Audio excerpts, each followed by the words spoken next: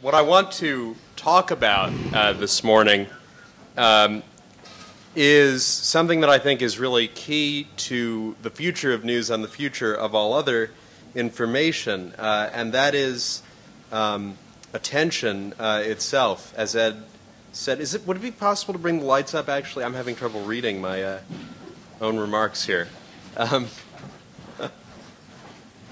Sorry. All right, thank you. So much better. Right. So I want to begin with something. You know, when people talk about attention, when they talk about digital technology, they often talk about things that are very recent or very new. I want to begin with something that the Johns Hopkins University Press published in 1971, which are some remarks that were made by Herb Simon, the social scientist, in an address entitled "Designing Organizations for an Information-Rich World." Simon posed his problem as follows. In an information-rich world, the wealth of information means a dearth of something else, a scarcity of whatever it is that information consumes. What information consumes is rather obvious. It consumes the attention of its recipients. Hence, a wealth of information creates a poverty of attention and a need to allocate that attention effectively among the overabundance of information sources that might consume it. I want to argue this morning that the future of news, whatever it may be, will involve a greatly elaborated infrastructure for coping with information glut. It wouldn't be fair to reproach today's news outlets or indeed today's consumers for their failure thus far to develop good ways of dealing with information glut. I think thus far we really haven't had the time not only to figure out how to solve this problem, but even to recognize that it exists or how important it is. But Herb Simon was correct. Attention has emerged as the key resource whose scarcity plots out the horizon of what we can know, what we can learn, and if we happen to be knowledge workers, what we can accomplish. Donna asked a question yesterday about the cost of consuming online news in terms of the hardware and financial expenses required. I think it could be argued that the leading cost is the attention that online news demands. This mindset makes good sense out of the economic travails in the news industry. The real product that newspapers and magazines sell, as we heard in part yesterday, is not newspapers or magazines, but audiences. Alan Rusbridger, the editor of the Guardian, drew on Francis Williams's observation to note that the demand for advertising was what allowed the press to become independent of political patrons. I would add that the structure of demand for advertising depends in part on the structure of retail, and we're talking here about consumer-facing news media. We talked yesterday about how the supply of audience attention has improved in the sense that it has become finer grained so that now you can cherry-pick just the people you want to reach. But what has also happened in that very same interval is that the forces that have made it easier to slice and dice the attention of audiences, which are basically digital communications technologies, have also dramatically lowered the cost of custom manufacturing and of just-in-time low-inventory supply chains. An increasing fraction of our economic activity has to do with people who want to sell to increasingly specific niche markets and niche audiences. And that change means that even if the news media were comfortably able to provide the attention of a mass audience as before, fewer people would want to buy it. It's true that a newspaper's audience is as easily subdivided online as any other audience is. But when you can find the targeted people you want on whatever page they happen to be viewing, the high-cost attention getting that's involved in serious news production has to compete head-to-head with the Drudge Report, with gossip blogs, with sports and weather sites, and every other possible available substitute. It's true that the gravitas of a newspaper isn't the cheapest thing you can find to advertise against, and has a value that you can't find necessarily on any random site. But just as the seriousness of news gathering is likely not the least expensive way to assemble an audience, it's also likely that it's not the least expensive way to develop a trusted and sort of highbrow brand against which to sell advertising. In any case, the competition for eyeballs is stiffer than ever. As Eric Alterman put it yesterday, people live in time poverty, overwhelmed by the data that confronts them. This has led to some remarkable results, including the phenomenon of email bankruptcy, which was first anticipated by the sociologist Sherry Turkle of MIT, and was recently embraced, among others, by Moby, the music artist. The idea is to admit publicly that the inbox has one defeated, to move the unread items out of the inbox unexamined, and move on with life. Ironically, some new products are still being designed with the implicit value judgment that more data is basically always better. Take Twitter, which describes itself, and here I quote from their website, as a service for friends, family, and coworkers to communicate and stay connected through the exchange of quick, frequent answers to one simple question: what are you doing? Think of it as more frequent, more rapid, and less elaborated version of email. One internet user characterized the situation this way. So you can see here we have a curve that represents the frequency of interruptions, or rather the, I guess as it's charted here, the interval between interruptions that asymptotically is approaching zero. And I thought this was really perceptive, in part because what's happening now is we have the ability to position ourselves anywhere along that red line in terms of how frequent you want to allow your interruptions to be, and there are arguments for and against various points along the curve. So how eager are people to see this problem solved? One area that I think provides evidence for an answer is the increasing use of and increasing interest in attention-enhancing medications such as Adderall and Ritalin. Those are brand names for generic amphetamine salts and methylphenidate, respectively. And here you see these drugs are being consumed with remarkable, as we know from sort of press reports and in some cases from personal experience, that the population that's consuming these drugs is growing. As you can see on this chart, the U.S. leads the world overwhelmingly in the consumption of effectively Ritalin in its brand and generic form. The y-axis on the chart is the total number of doses consumed per year, with triangles for U.S. consumption and squares for the rest of the world combined.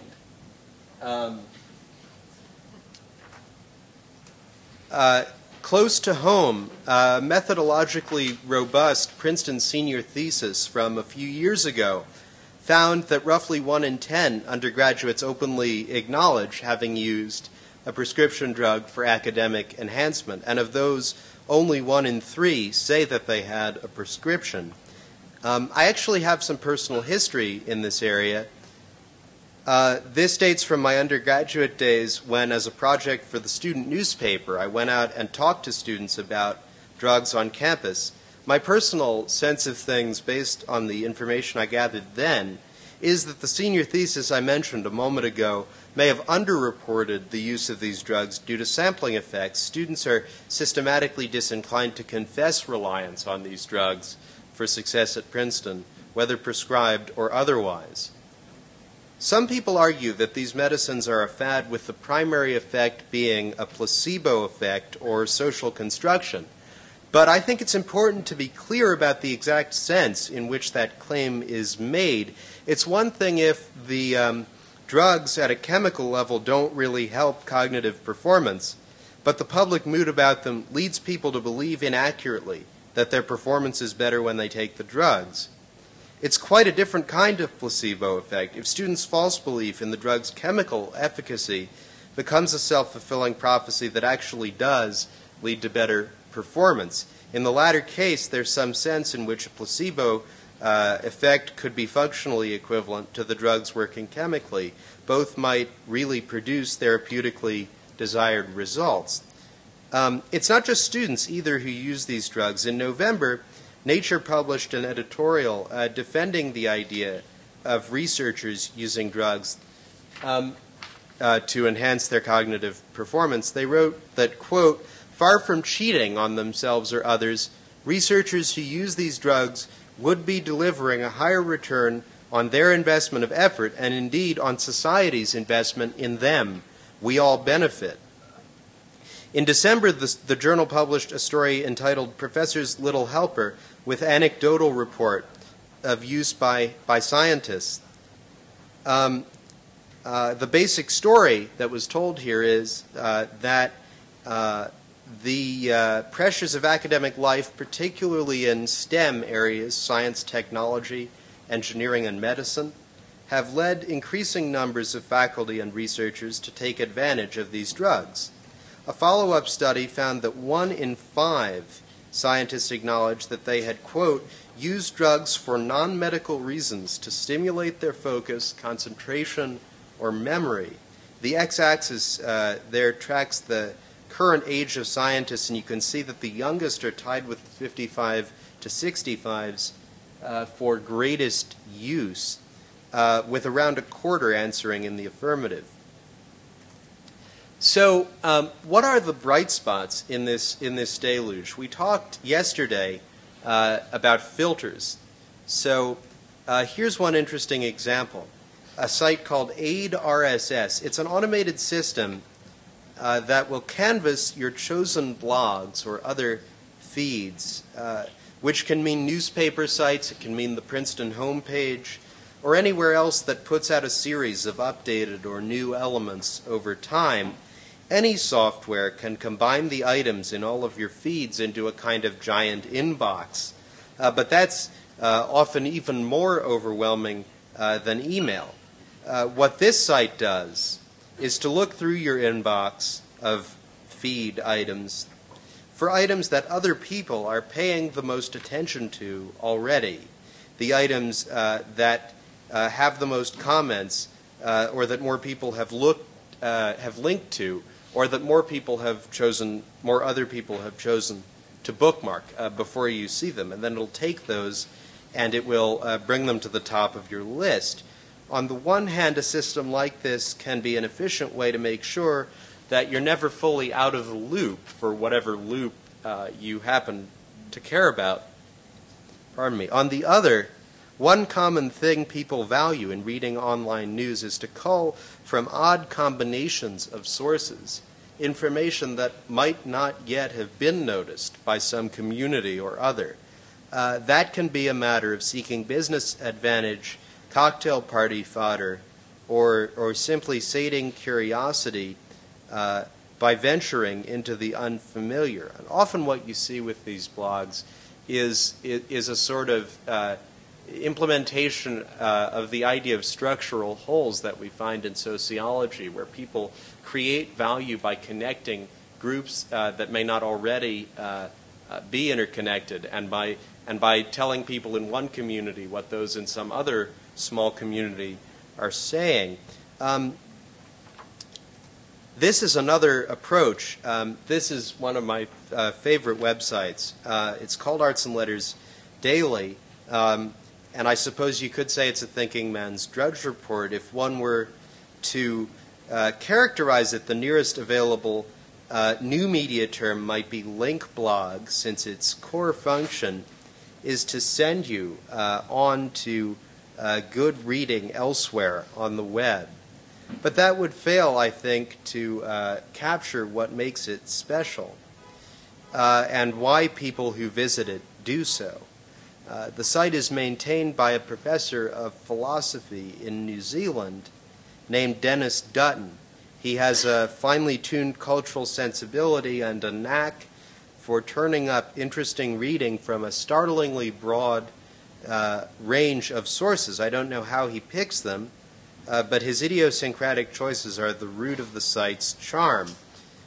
This also makes an interesting case study in the business of news. You know, so the analogy of attention as an economic asset gives you some tools of analogy that you could imagine using.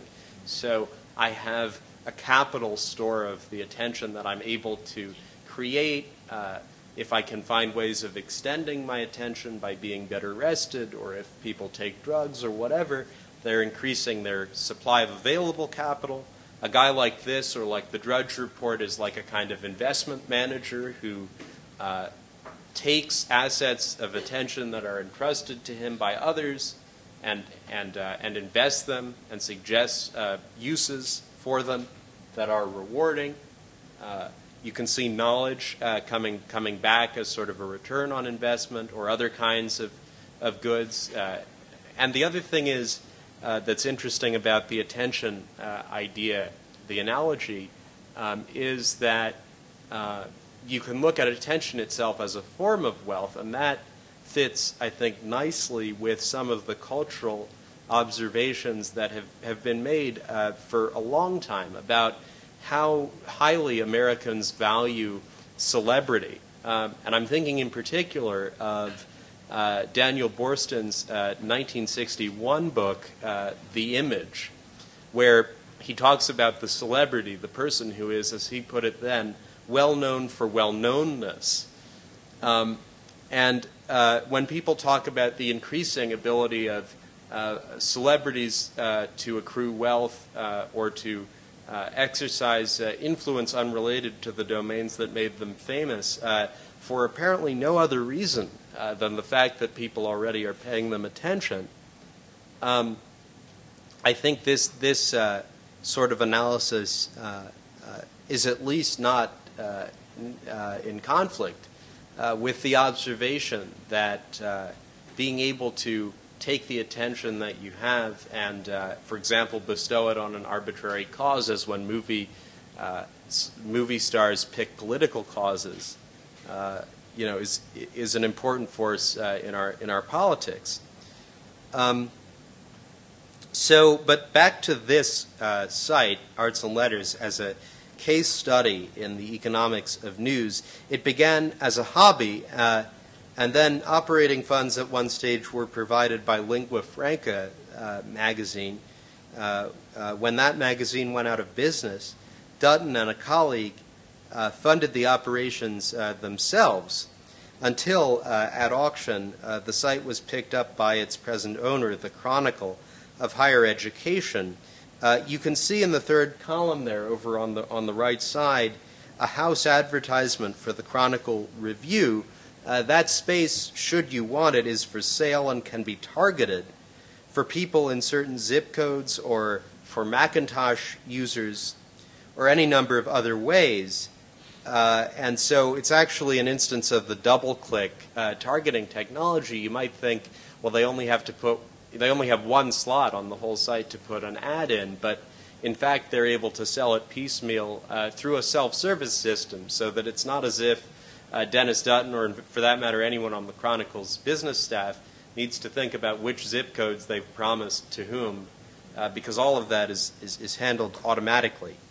And who is the audience for this site? 70% live in North America, 45% hold master's or doctoral degrees, 58% visit the site at least once a day, and in total there are more than 300,000 different people who see it in a month. That's an audience that would be quite hard, I think, to assemble offline. I'm not sure how the ad sales are going. The house ad that we see in the screenshot suggests that the sales could be better. But the Chronicle receives powerful brand equity out of this, and you probably wouldn't be surprised to learn that Arts and Letters frequently links to articles published in the Chronicle. Based on the conversation yesterday, I would anticipate a concern that this site represents a kind of freeloading. since it's much easier to find this sort of thoughtful writing than to create it. But for readers of arts and letters or followers of Jason Kotke's Remaindered Links blog or any number of other aggregators, no single publication, no matter how well resourced, could or should compete with the selections that the right aggregator can pull together. Nobody has to sustain the frequent production of thoughtful material, modular, whatever definition of thoughtful, as long as there are enough occasional contributors and their occasional contributions can be found.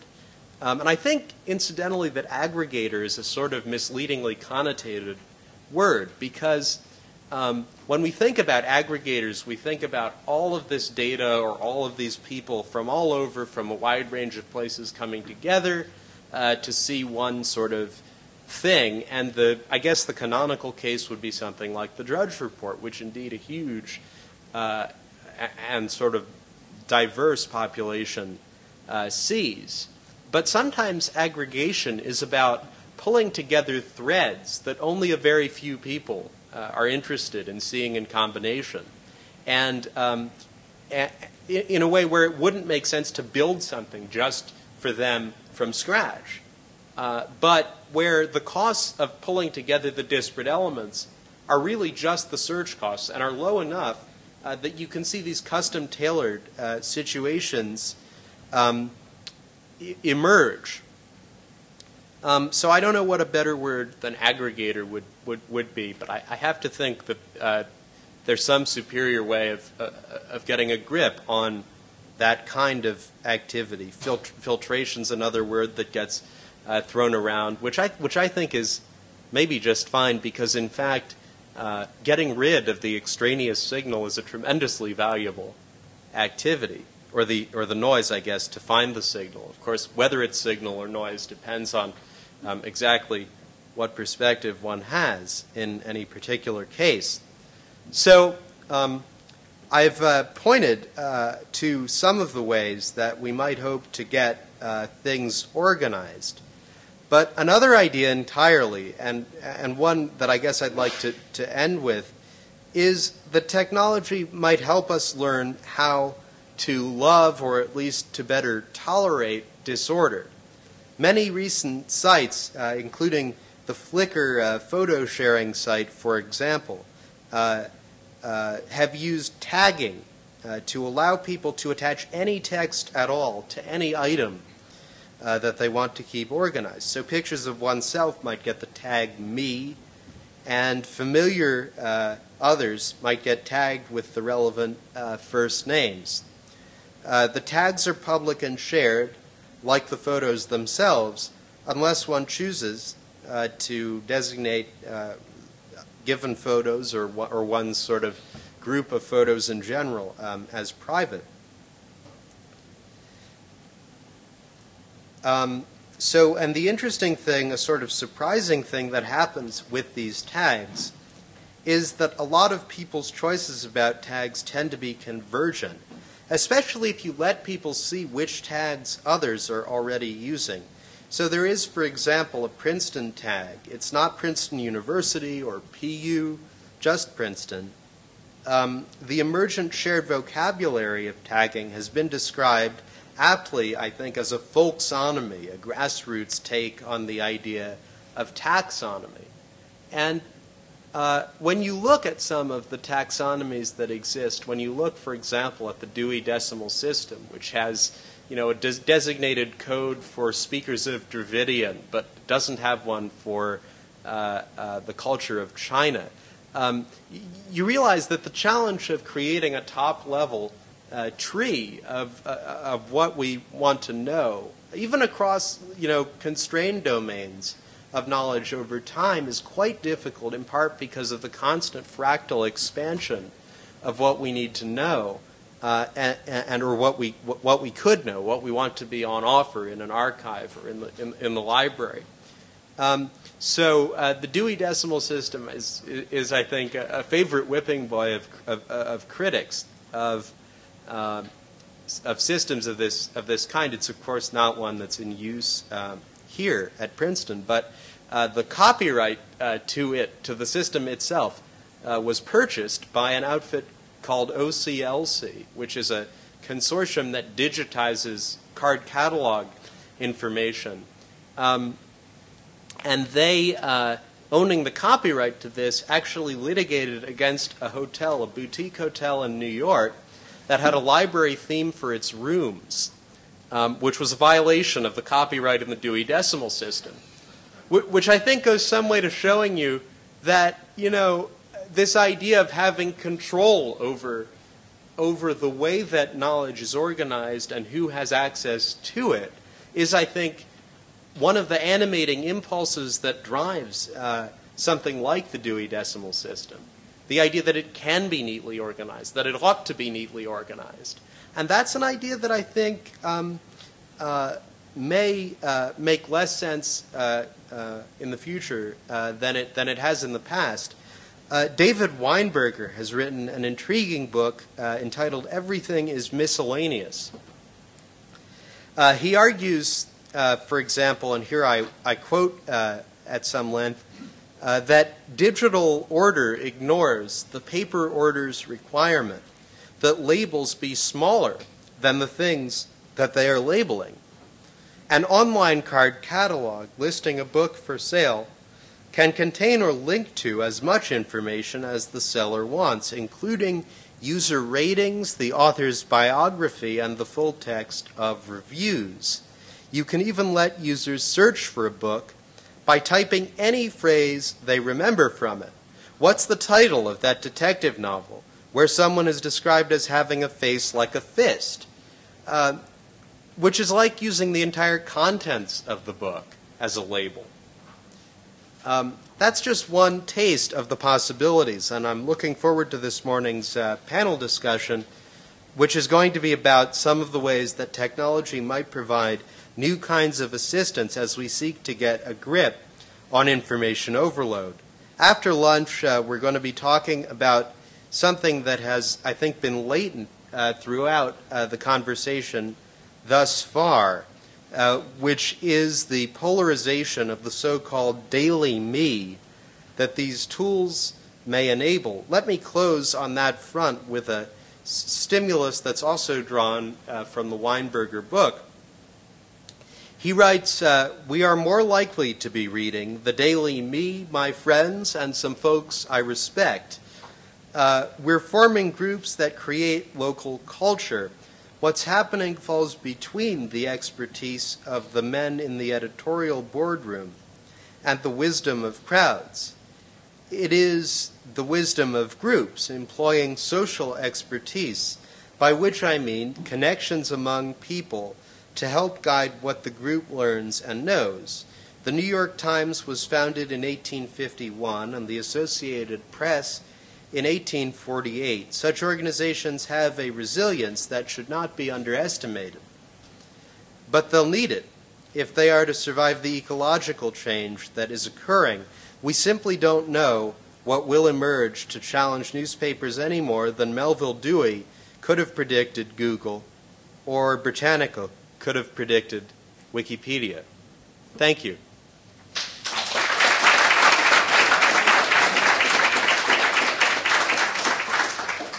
So, be happy to take questions or discussion. This was largely tentative. Yes? Are there any aggregators such as the Arts and Letters site for young people where, I mean, I would see great SAT kind of marketing ploy, but something that entices younger people to expand their minds that way? You know, is there anything out there like that, or any foundations looking at how to get the attention of younger people? Well, I mean, the answer is surely yes. There are teachers who try to make, their area that they teach in, at say the high school level, more fun for students and people browsing the web. There are also efforts by, institutions to create things that are hip and young and exciting, which tend, I would say, to be difficult because I think a lot of what works on the web seems to be a kind of idiosyncrasy, that you can sort of put together something arbitrarily. And a lot of the best, Boing Boing was another example mentioned yesterday of just consistently interesting offbeat stuff. Not that it's heavyweight, it's in that case not. But the idiosyncratic taste that an individual brings to this is exactly what tends to give it value. And so for someone who's curious and who's kind of precocious and wants to go out and find stuff, there have never been more options more easily found than there are today. Yeah, David. Do you think this change in our attention has changed the way that this content is written?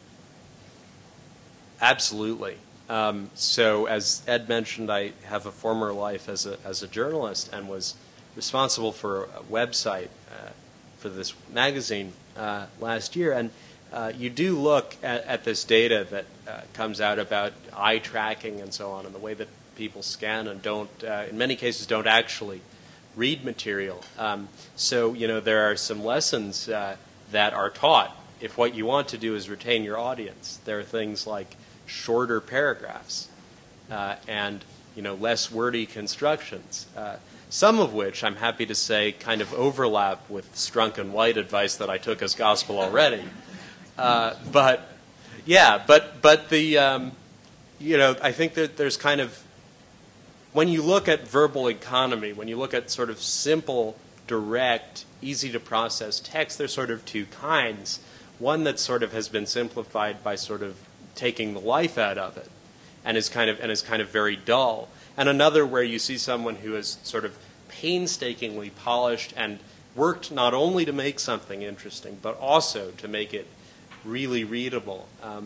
And so one aspires, I guess, to the latter of those categories. But it is difficult. And I think for people who don't want to change the way they write, you know, for people like the New York Review of Books, say, or the New Yorker, the online medium is one that is less friendly to the work they do.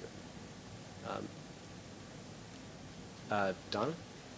Without diminishing the value of algorithms in helping us sift through all this, should we be concerned that there is so much information that we are handing over the responsibility of filtering through this information to machine intelligence, which even though it does originate with human beings, it's not transparent in the way that you can't hold an algorithm accountable for the choices it makes. And I'm thinking, you know, of situations like Google in China where they felt they had to conform to Chinese rules about information control, and therefore a Google search in China will return a different view of the world on certain keywords than a Google search in America will.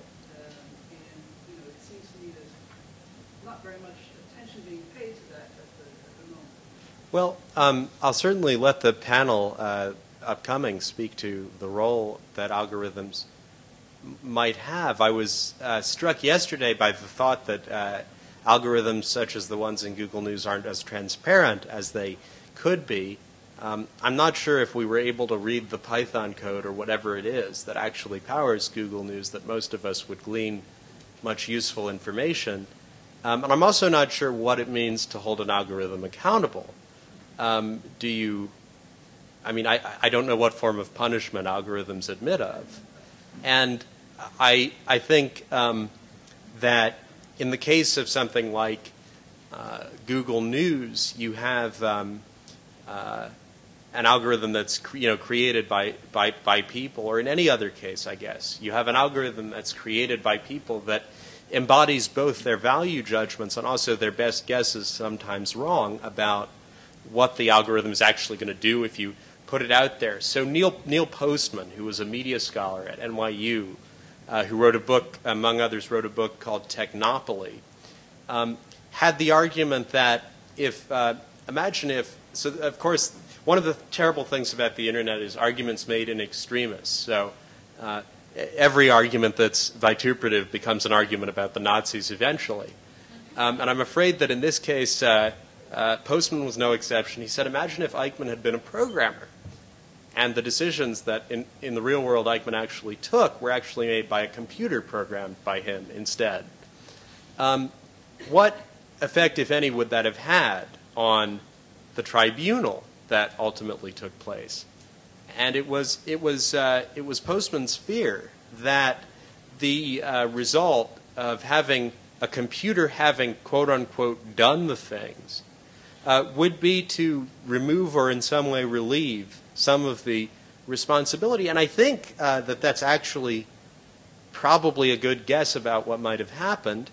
And I think you could even argue that there are reasons why it's harder to hold people accountable for things the programs they write do as opposed to things they do themselves. So, I mean, I'll defer to the computer scientists to sort of capture the essence of the halting problem, but it's very, very hard to predict what a computer program is going to, in general, do or to do in a specific case, or the reasons why code is buggy and is hard to predict, and the reason why viruses are hard to sort of spot before they're executed.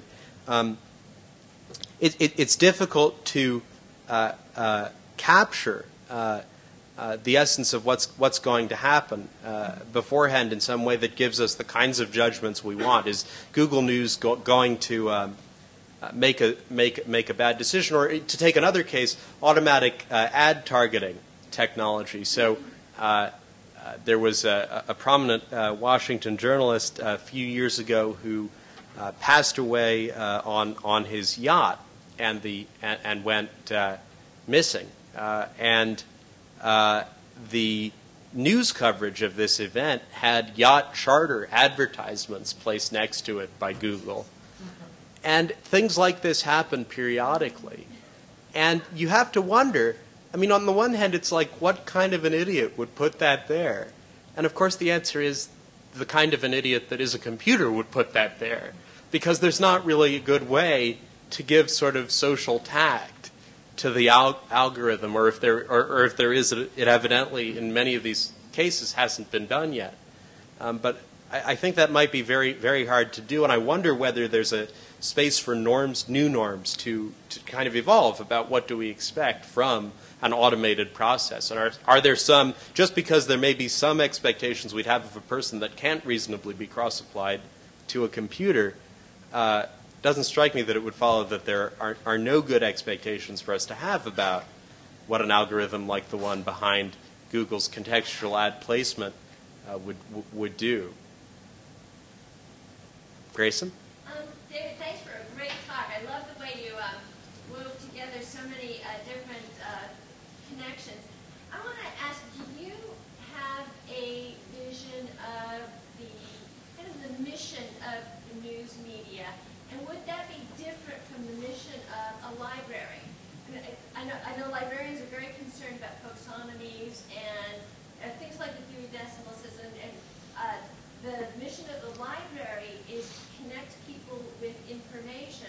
The result being that now you can get movies and music CDs, and our local library will lend MP3 players, and it seems like it's becoming quite amorphous. You know, this idea that, well, if there's information out there, we'll help you find it. Is that mission different from the mission of the news media, and should the news media have a different mission from that? I don't know. So institutions having missions sometimes seems like a idea that sits uneasily on the web. So there are kind of these different tasks that you want to get done, or these different kinds of resources that you want to be available. It would be great to have good, well-written news available. It would be great to be able to retrieve from the vast store of possible information all the things that you might want to retrieve, and those sound like sort of different kinds of thing, and both of them should happen. But is it the appropriate role of the library to do it, or to some extent does that just, some of the work that a library did is clearly work that no longer needs to go on? The library job in some respects, key respects, has gotten easier over time as information has been digitized, and information has also been lost. Obviously, I mean, so Nicholson Baker is the person I would look to on this, who wrote a New Yorker article and subsequently a book entitled Double Fold about the destruction of card catalogs and the loss of data that accompanies their transition to digital form. So, for example, scholars used to be able to go through and see which of the cards in the catalog had been thumbed over the most to see where people were looking, which sort of isn't something people had room for in their idea of what a computerized card catalog would be. But I don't know that I see the news media as having a mission, because you see it at sort of their entry issue, so their exit issues and entry issues, right? If the newspaper as an institution may be dying, as some people certainly assert that it is, then they can't be expected to keep doing this because they're going away. Conversely, if new people and new kinds of institution are taking over the news media role, then by starting to tell us about the world, do they somehow assume some kind of obligation to provide institutional support for the workings of our democracy? I mean, so the kind of libertarian in me would, I guess, be tempted to hope not, because I would hope that it's easy. I would hope that it would be easy for people to step in and do things that are somewhat helpful. And so I guess I'm sort of constitutionally skeptical a little bit of this idea of institutional missions. But that said, it would worry me if nobody did the sort of thing that we think the press ought to do. Tim.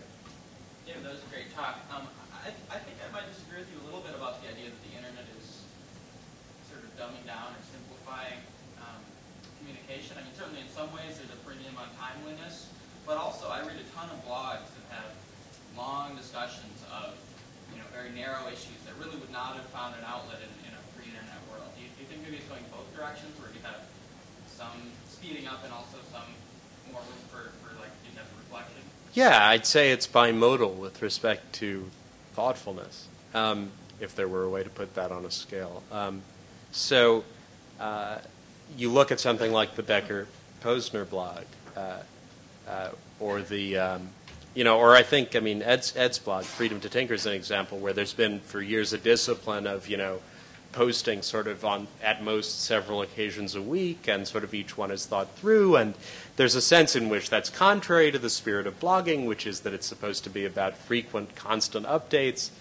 And so there are things that are like that. And I think one interesting thing about some of the automated technology, including feed readers, is that the logic used to be you have to update every day because otherwise people won't come visit your web page.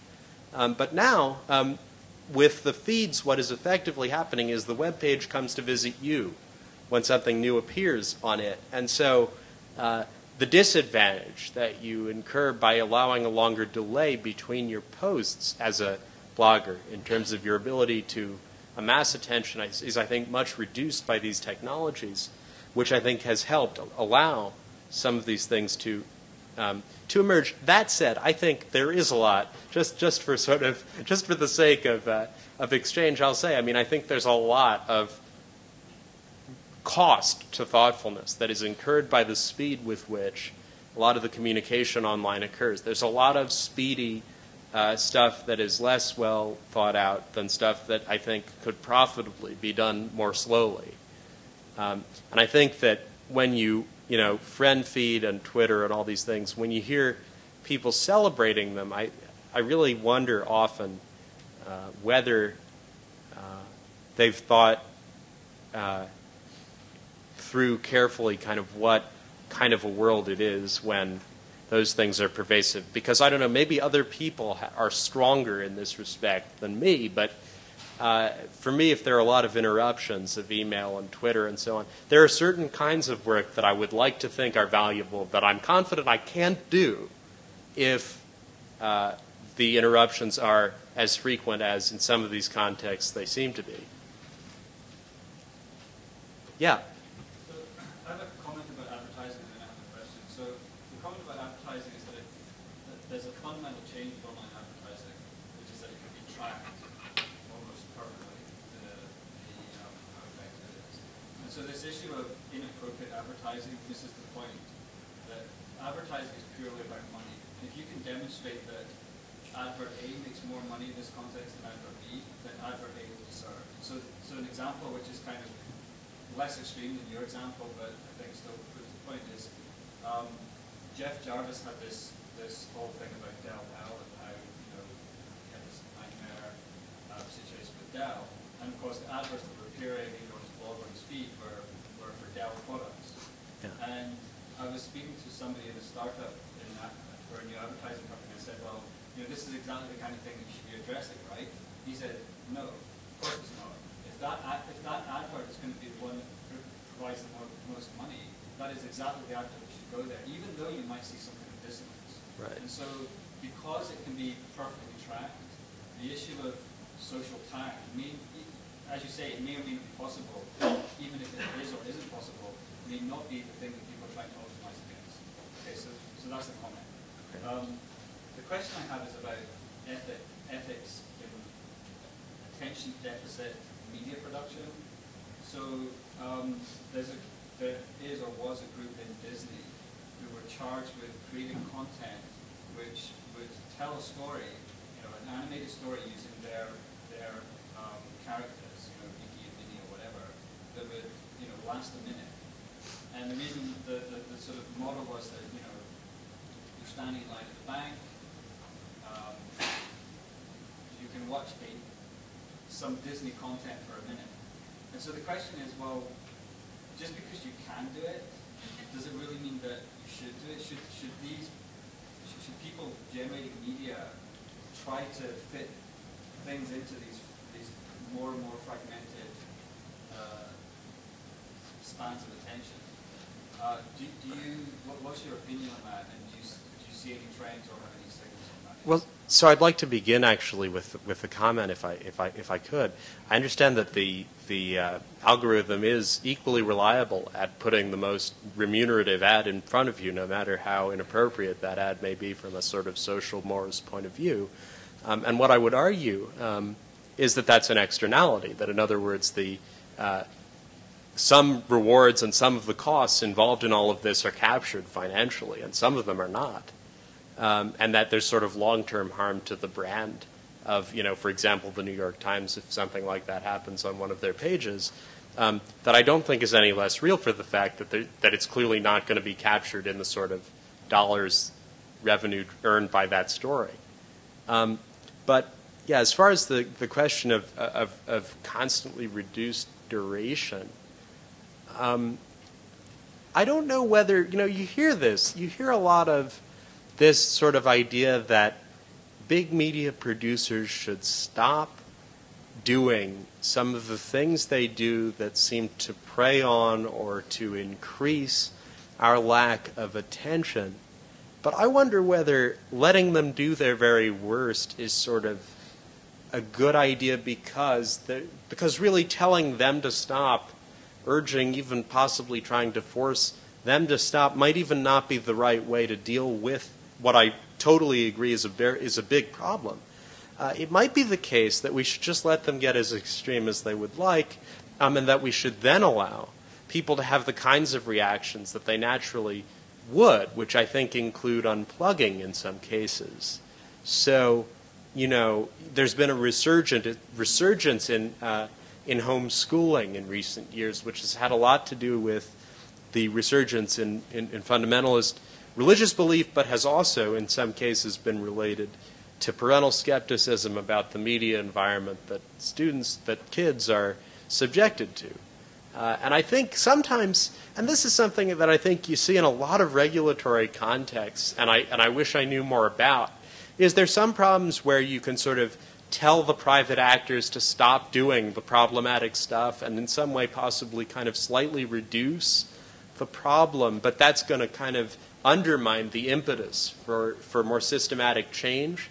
And I wonder whether letting this problem kind of get worse at the private level might kind of allow the kind of energy to go into more systematic answers to it, ways of screening out. So, for example, just a simple example.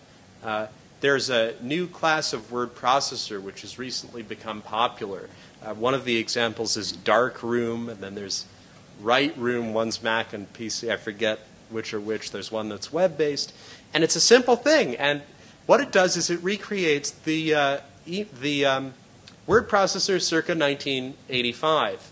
It turns your entire screen black, and it gives you a blinking green cursor, and whatever text you type, it puts on the screen, and you can save files or print them. And believe it or not, there are a lot of people putting aside Microsoft Word to use these. Not enough people probably to threaten Microsoft's revenue model, but I think enough to tell us something about the information environment that people live in, which is that there is this interest in having a kind of cleaner and less cluttered. I mean, I know I myself have relied on these in part as a sort of experiment to see how much difference they make. And indeed, when there are fewer flashing, colorful, cartoony bubbles all over your screen, it is easier to focus on what's left, which is the text you're working on. Thank you.